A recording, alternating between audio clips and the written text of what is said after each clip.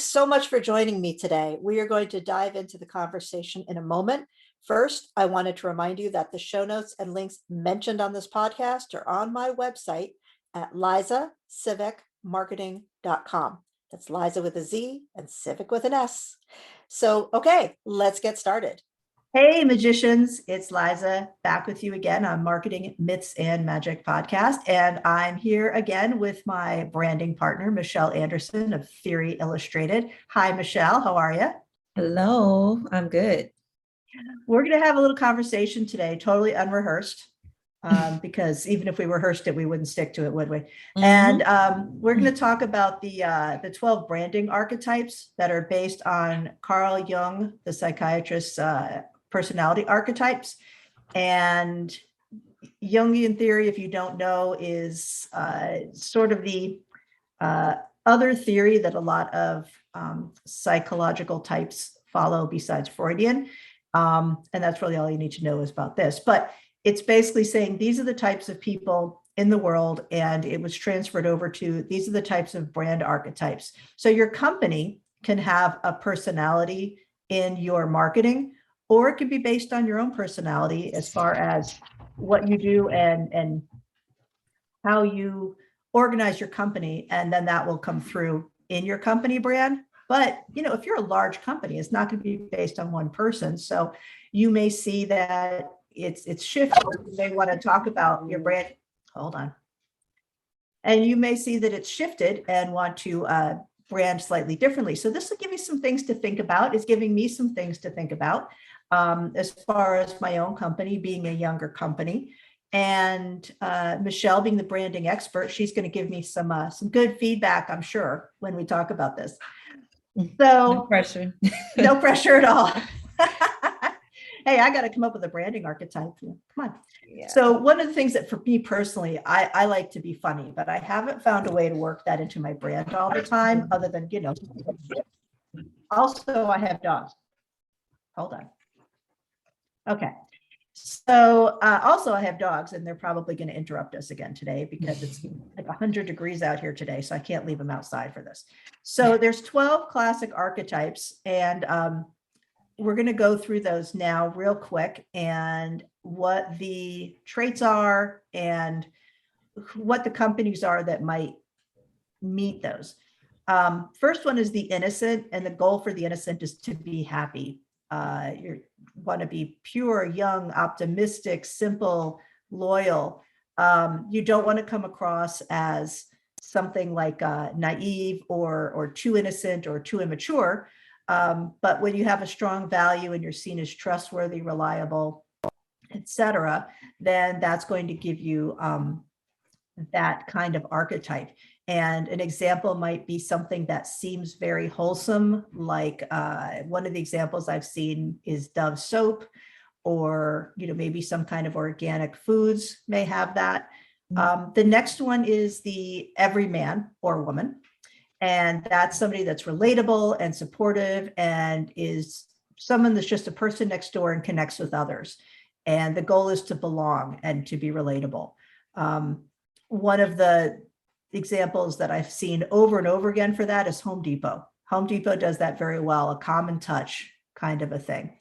The hero, I think we all know what the hero is going to be. They want to improve the world, and they want to make a positive mark and solve problems for you. And we all, as business owners, have a problem-solving solution. But the hero basically is, how should I put this? It's positioning itself as the hero that will solve all your problems and is the superhero for you. Somebody like Nike or a luxury car dealer that is got the best of everything. The outlaw. Let's all be honest. I'm probably an outlaw, but we're going to pretend I'm not. Break the rules, fights authority, disruptor, etc. So this could be anything from Richard Branson, that I saw over and over again when I was doing research on this, to, and that's Virgin, of course, or something like, Harry Shave Club, which is now in Costco and all the stores. And they're saying you don't have to pay a lot of money for shaving goods. So that's a really great example of somebody that's, I like this concept the best. So far. you're a rebel. That's right. Yeah. You're a disruptor. So the explorer finds discovery, new experiences, and adventure the best way to put themselves out there. And I love that one of the examples one of the articles gives that I'm going to share in the show notes is Indiana Jones. Indiana Jones is not a brand, but it is too, isn't it? I mean, they have hats and merchandise with that name on it now. Jeep is another one. I think that's a pretty obvious one. Yeah. The creative type, creator, visionary, imaginative, artistic. I think that's probably something we can put on your shelf there, Michelle. Yeah. I was like, okay, I like this. Yeah. Nonconformist. And we're going to talk about this because you can be more than one. You can be more than one thing. You don't want to be too many, but you can be more than one. So there's Lego and art supplies and, scrapbooking and crafting and mixed media. All of those could be creator brands. But it can also be someone who is helping a customer express themselves some other way. It doesn't have to be art. The ruler, this sounds kind of, well, I guess it probably sounds good because we all want to be in charge, right? But then it's also can be bad because it's about control and leadership and responsibilities, dictatorship, being organized. Huh? I said dictatorship. We don't want dictatorship, but we want, we want benevolent dictatorship, right? Yeah. So the ruler is really somebody that helps restore order, create stability. So we're talking about financial companies and places that say we can get you to retirement, or other car manufacturers that say we can make sure that everything that you drive is safe. So there's a way to be authoritative without being controlling.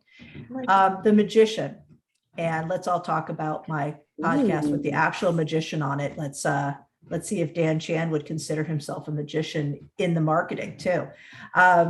He makes dreams come true, the magician, not Dan Chan. He does, but create something special. That's one of the ways it was described in one of the articles. Visionary, spiritual. They want to help people transform and inspire change in a different way than the creator. And one of the suggestions for that was Apple or Disney.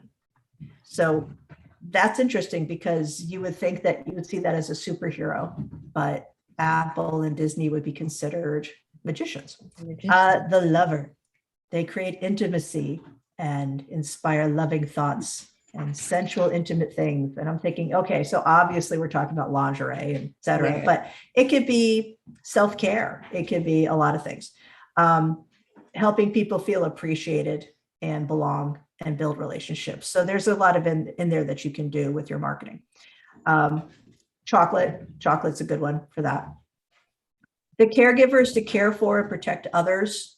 And that's kind of self-explanatory. If you're trying to take care of people and guide people and help them with self-care and serve the public, anything from like Johnson & Johnson was a really good example I saw over and over again, but they even mentioned soup, like Campbell's soup. Something that nurtures.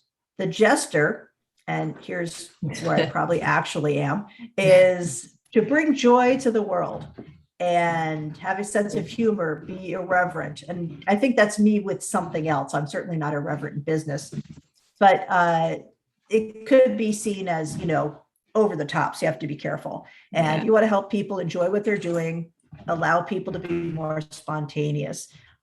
Interestingly, they mentioned in this one article that I'm sharing, IKEA as the jester.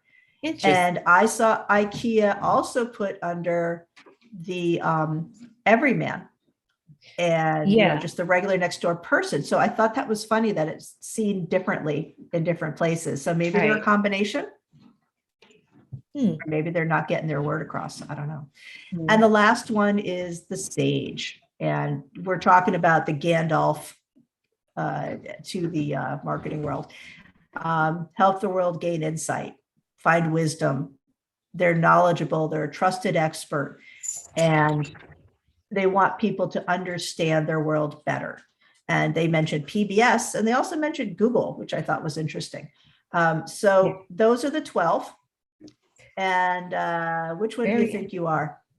This is just so stressful for me because as you, it may have been like one or two I just absolutely knew I wasn't. So the rest of them, no. But if I had to choose, I guess on a personal branding side, I would say I am the magician because that is my overall values. Like that is my overall approach. It's always about how can you take what you have, or how can you take, different materials or whatever to create an outcome that is more ideal for you, or in your goals.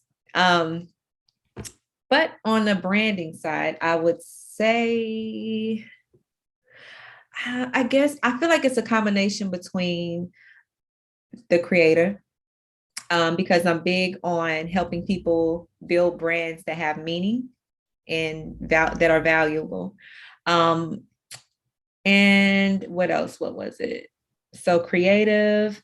I wouldn't say, even though I relate so much with the outlaw, I wouldn't say that I am, because I'm actually helping people build a blueprint. So it's like, it's not, I'm helping people create rules versus, well, in a way, break them as well. So I don't know. I would say the creator. Yeah. And maybe the sage with my approach.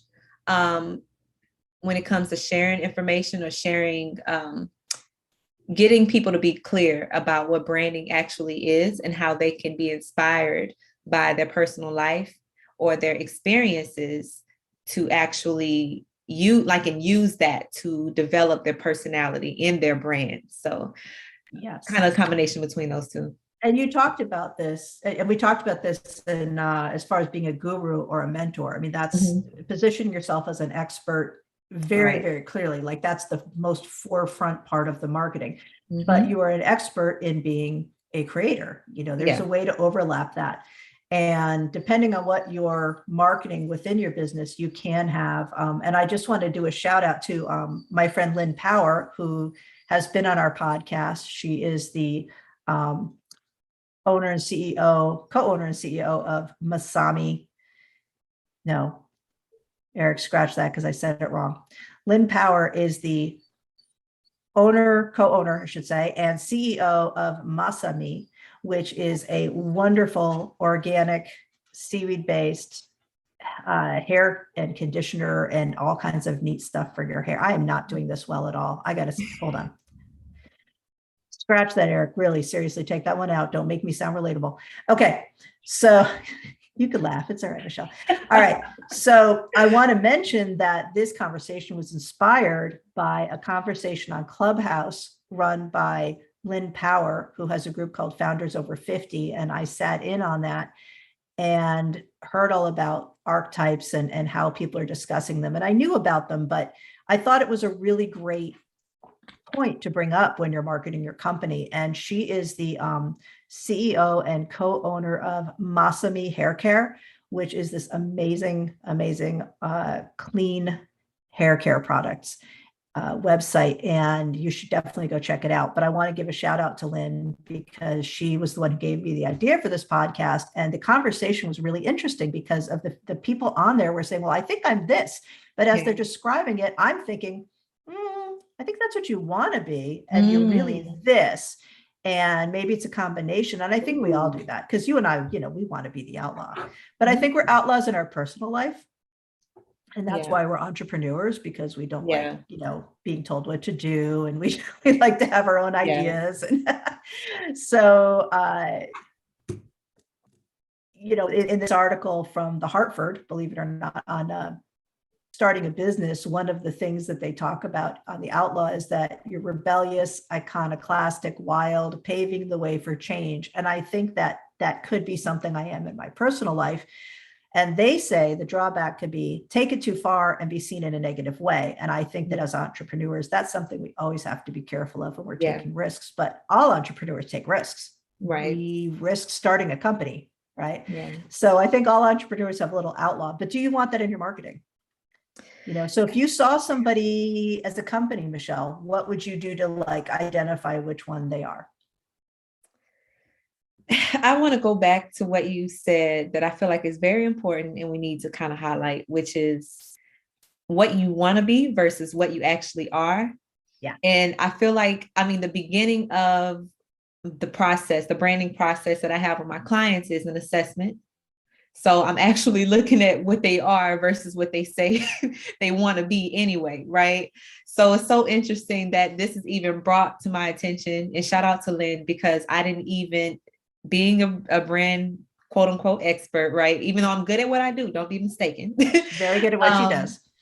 The outlaw part of me, I had to come to terms with the fact that I do struggle with adhering to rules that people create, because I'm like, well, I'm creative. I can create my own, but this list is, I feel like, is very comprehensive, and it definitely helps with organizing and also just defining where you are, because people can have a hard time with seeing clearly what they are versus what they're presenting, right?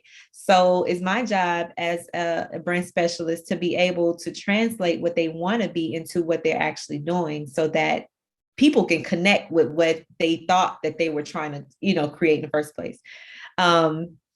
So I say all that to say that I forgot what it was that you were saying. I forgot what you said. Oh, no, you made a good point. I didn't give you a chance to respond to what I was saying. And I think that you made a really good point, because we have to kind of give up the idea of what we think we are. And we talked about this in another podcast with another branding person about, just because we like colors doesn't mean that should be the colors for our company. Yeah. And just because we think of ourselves as an outlaw doesn't mean that we should be an outlaw in our marketing. It might not fit our company. Oh, yeah. Oh, that's what, I want to speak to that, outlaw. So I feel like being an outlaw is actually the thing that is going to make you stand out a little bit from your competitors, but you can overdo it if you're not careful, like you said.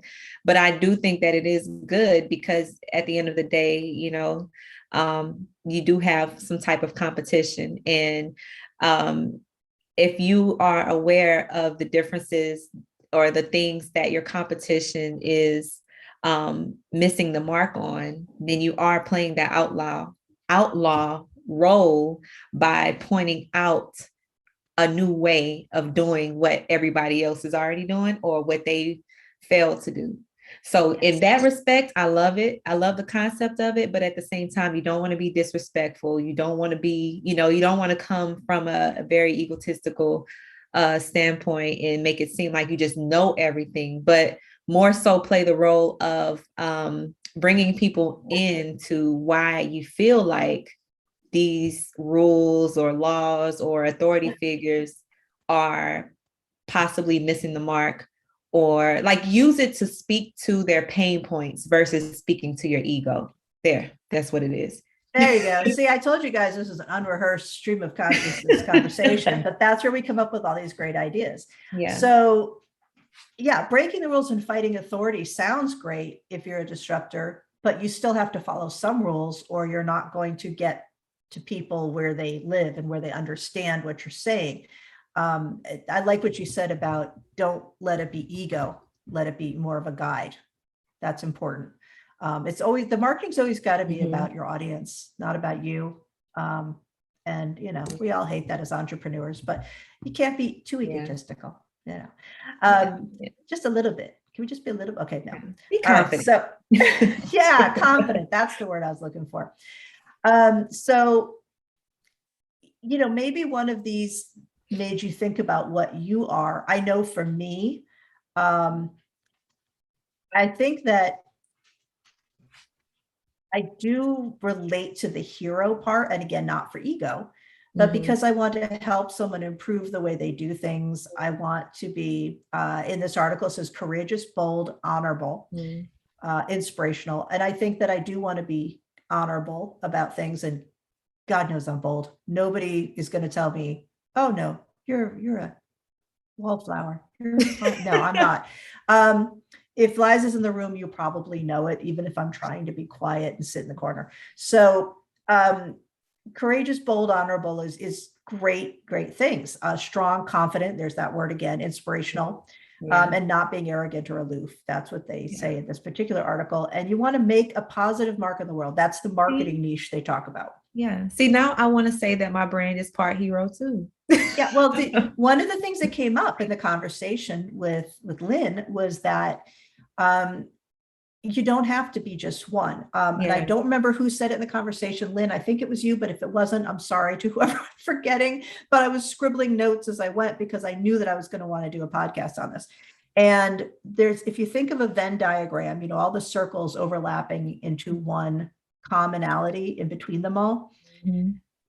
The brand archetype that you identify most with is always going to be the center of your marketing. Mm-hmm. So maybe you're, you know, the lover, but part of what your marketing is about certain products, the one that's helping you improve your self-care, something maybe that's marketed with a little more hero. So you've got lover and hero. And then you have another thing like your online course that's more about the ruler. You're going to be organized. You're going to create order from chaos for people. So again, you're still that middle stability. And then you've got a little bit of ruler. So whatever it is, you don't have to be stuck with just that. This isn't, you know, trying to put people in a box. We're trying to explain for ourselves and others how to get our marketing and our business voice and personality across. It's not about who you are. It's about who your audience needs you to be, but it has to be authentic. Again, you can't just make up one of these and go, oh, I think I'll be a jester, even though I don't get any jokes. And you have no personality. Nope. And I'm sure everybody has a good personality, but if you're someone who I can make a pun and you just stare at me like those aren't funny, you're not a jester. Okay. So, but maybe you are, just in a different way. But, you know, maybe you're maybe a sage with a little bit of caregiver. You know, these are things you can combine, but once you've decided them, you put them in the center of that diagram and you have to keep coming back to them, right? That's always got to come back to the middle. So if you did an assessment, how would you work this into the assessment, do you think? Okay, so how I would work this, I immediately had the idea of doing a quiz or something like that. You know how those little quizzes where it asks you all these questions and then you come up and like, you're the jester, you know? Yeah, like mine. As your marketing on life support quiz on my website. Exactly. Yeah. So I think this is definitely a good tool to use for something like that. I couldn't help but to think about, so in my assessment, you know, I'm not only just looking at the content you produce, but I'm also, I'm looking mostly at the content. But I'm also looking at what it is that your inspiration, you know, your motivators, all of those different things. And I guess, that would be the quiz. But what I thought about as far as being a little bit of different, you know, each, or being a combination of like 2 or 3, was the fact that I think that is a good way to identify your secret sauce, right? Because I think a lot of people struggle with, okay, I don't know what my secret sauce is. Like, what is that? And how am I going to set myself apart? And I think it's a combination of all of that. It's a combination of what makes you you. It's a combination of your strengths, you know, the talents you have, as well as what's necessary, what's needed.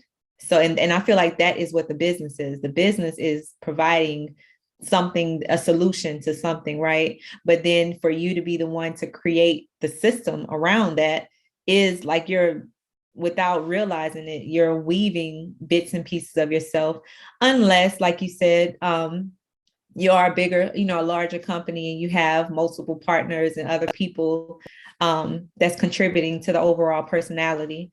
But speaking as a small business owner, in dealing with, you know, smaller businesses, quite often I'm dealing with people who are unintentionally merging themselves with their business. So that is my specialty. So with that being said, I feel like that's a great way to be able to determine, you know, that transformation statement that you give to people when they ask you, okay, well, what makes you the person that I need to choose, you know, or how are you different than whatever? If you look at taglines and statements and all these things that these companies come up with, it's a combination of what they do, how they do it, and the impact that they create, right?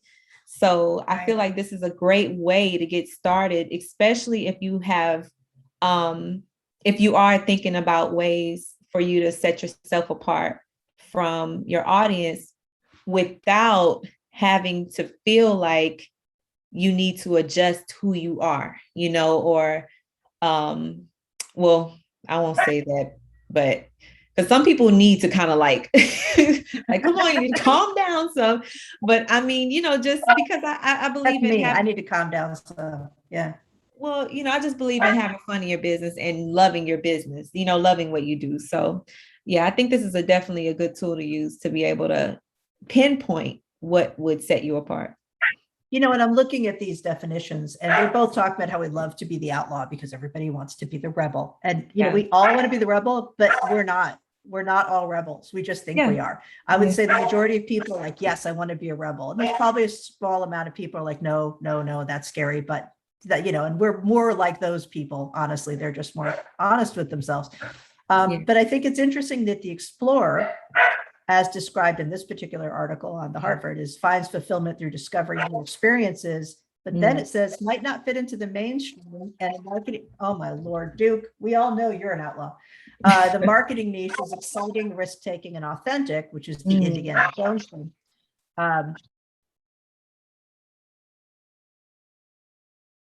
Sorry, I have to swear at the dog. Exciting, risk-taking, and authentic. So, I mean, that's outlaw, right? That's adventurous, ambitious, individualistic. So it's a little more from the risk-taking and the rule breaking and just the risk-taking. That is interesting. That's a great assessment. Yeah. So if you look at that one, we all want to be an outlaw, but maybe we're more explorers. And then some of us are Duke Skywalker, who likes to interrupt all podcasts always on hot days that he can't go outside. So, you know, I really think that you're a creator because that also has a nonconformist part, and you're inventive and you're artistic, and maybe you're a little explorer too. You know, different levels of it. Well, I see that one of the drawbacks that they listed for the creator is perfectionist or impractical. Yeah, how do those two go together? Right. How do perfectionist and impractical? Maybe we're impractical perfectionist. Absolutely. So, yeah, I see. The thing about me is you can't give me too many options because I'll find a way to relate to all of them. So I think that this is good. I think that this is something that is useful, whether it is for branding or marketing, right? Because it goes hand in hand. So what do you think about, so you said for you feel like you are more of, wait, which one is it? Okay, scratch that, Eric. What's his name, Eric? Yeah, Eric. Eric is one of my mentors. Eric is probably, let's see. Eric, I think you're an explorer. We'll have to talk about that. Eric edits my podcasts as well as does a lot of other wonderful things to mentor and coach people. Eric Lopkin of the Observer and the Expadio Podcast Network, which is where I start publishing these or launching these. And explorer, I think Eric's an explorer. We'll have to ask him next time I talk to him. So I think I was saying my first impression was magician. And marketing. I know I'm a magic. Yeah, that's right. Well, that's just because I'm a big fantasy geek person. But the ruler, definitely not. I have my moments. I think a lot of us could have those moments. But I think that from a marketing standpoint, I'm more of a magician and a creator. I mean, the word entrepreneur is writing creator. Yeah. So, you know, maybe I'm a mix of that, but is that what the business is? Is that what the business should be? And I think so. I'm certainly not, you know, I'm very much a caregiver in my real life, but I'm not a caregiving brand. I'm supposed to be a little bit of sage. We all know I'm a little bit of jester. Yeah. And I think that maybe some explorer as opposed to outlaw. And I don't know if I'm really a magician. I think that the explorer kind of covers the magician and the outlaw first. And so I think I'm more of an explorer and a sage, a little bit of each. And you'll have to go through my brand and tell me if that's true, but I think so. Yeah, this is interesting. Now I'm thinking about different brands. What was very interesting, like, what you were saying about IKEA, it's very interesting, right? Because everybody, we all have our own perceptions. And I think that is the tricky part about business and marketing, because we're creating, especially as a person marketing your business, or building the marketing campaigns for your business. You are creating from a specific perspective, and good marketing will successfully communicate that perspective, right? I think that's the difference between good, quote unquote, good marketing and bad marketing, is when whether or not you're successful in letting people know what it is that you want them to know. So it's interesting. And I think that is what it leads me to think about those check-ins, how important it is to actually get feedback from people who are interacting with your brand. So you are you're staying in touch with the reality of what you are actually projecting and not what you think you are. And too many times, we start in the beginning with this intention, and then we just leave it like, okay, well, that's it. That's the message, and they got it. And it's like, well, no, you have to check in with them and see whether or not they actually got it. It's not a reason. It's not a secret. It's not a mystery as to why they're not responding, or, there's something wrong, or something that you're missing if they're not responding and giving you feedback. So I think there's many different, this is a good way to determine, okay, scratch that, because I'm reaching now. Okay. Go ahead and reach. I don't know.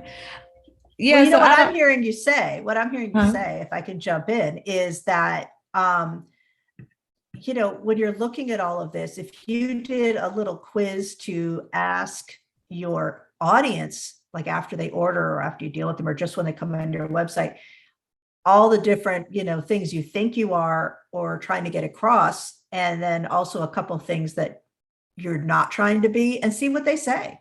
Yeah. Ask them how they interpret your brand, right? That's a really good poll to do, not with hundreds of questions, but maybe a few. Mm-hmm. I think that's a really good way to look at it. Yeah. So I think we've covered a lot of ground here. Mm-hmm. And there's a lot more, isn't there? It's absolutely a lot more.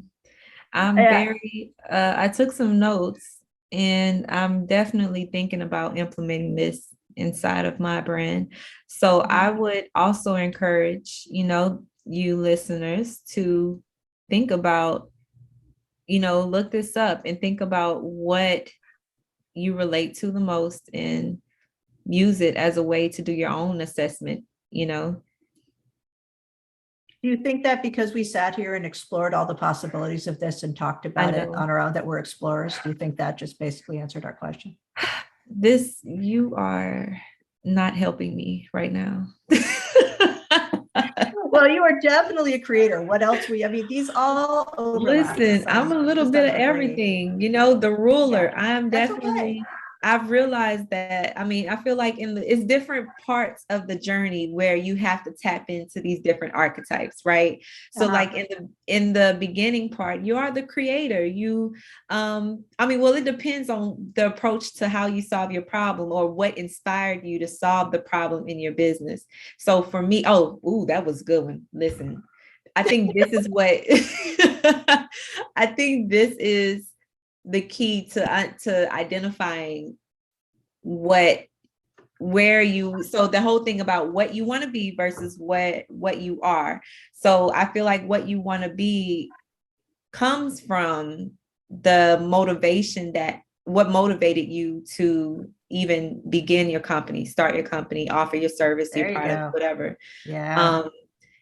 And so like with me, if I think about what motivated me to do that, it was to make dreams come true. So it was the magician from that respect, because my specific reasoning was because of the fact that I seen so many business owners that offered promising products and services get overlooked, or even me just looking at their branding and coming to making an assumption that the quality of their product and services reflected how their branding looked, right? And I know that's a problem, because I know people with great products, with great services, but their presentation isn't the best. And because that is a skill set that I have, I knew, and I'm driven by passion, and I'm drawn to people who are passionate in their businesses. So I noticed that my best projects are the ones that have, where my clients are focused on, almost too focused on making their dream come true, whatever it is. Right. So I thrive, like I build off of that passion, that dream. And then I just help them, I help exemplify that through the way that their brand looks. So in that respect, I would say that my brand is more so of that magician energy, but at the same time, you got to be a ruler when people try to question your prices and, and do certain things. Yeah. I mean, there's always going to be a little bit of everything, right? Yeah. But I think you made an excellent point, and you kind of summed it all up, is look at why you started your business and the solutions that you're trying to offer people. And that's going to help you decide what this is. And if you still can't decide, then, go through Michelle's assessment and she'll help you, and she'll add these in and talk to you about it. But the sage is a big one for everyone. We all want to make ourselves an expert, but how are we the sage? Maybe we're more of a ruler, maybe we're more of a jester than an actual sage. And that's okay. These are all perfectly legitimate personality types. It's just the way we are, and how we put that onto our business. And we're going to have to figure out who IKEA is. IKEA has obviously got a lot going on, I guess.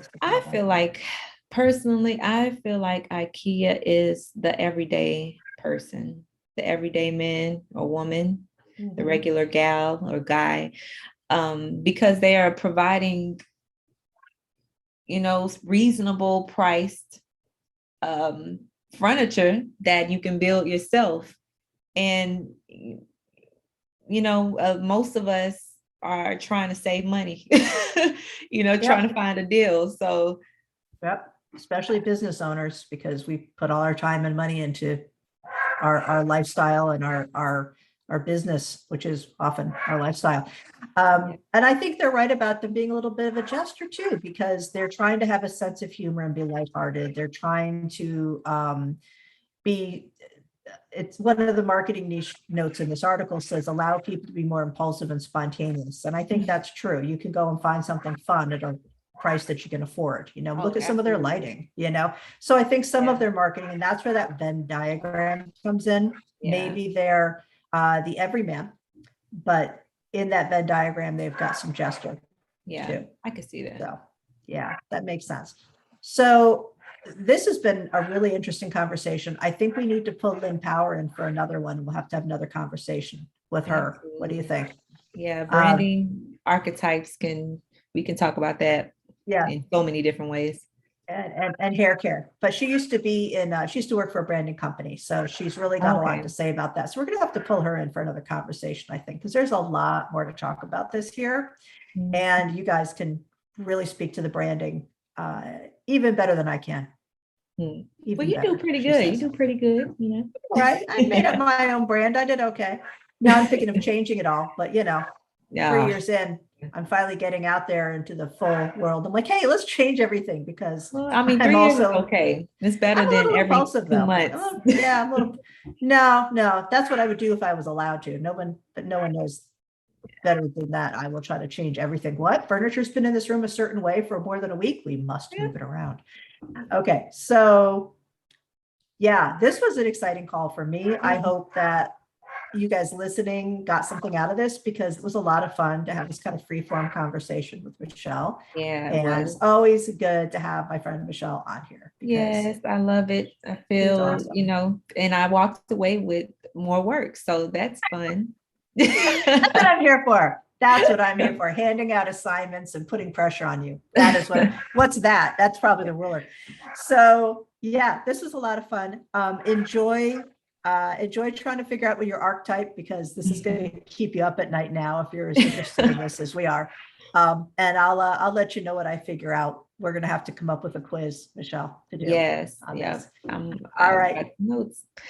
All right. So tell everybody how to reach you one more time, because we've had you on before, but tell us again how to find you. Yes, you can find me on social media, on primarily Facebook and Instagram. Instagram is at theory.illustrated, and that's theory, theory.illustrated, spelled the right way. And Facebook is Theory Illustrated, branding and design. So you can search that and you'll find me.